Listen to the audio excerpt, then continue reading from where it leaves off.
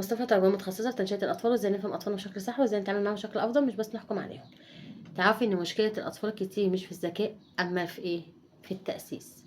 ابنك بينسى بسرعة، مش بيركز، بيهرب من المذاكرة، غالبا محتاج تقوي مهارات التأسيس عنده. ابدأي كل يوم 5 دقايق بس، لا بالتركيز، حفظي كلمات وكررها له ورتبيها له، شيلي حرف ونقصي حرف، تمييز أصوات. الحاجات البسيطة دي على قد ما هي بسيطة جدا بس بتفرق جدا مع الوقت في مهارات التأسيس.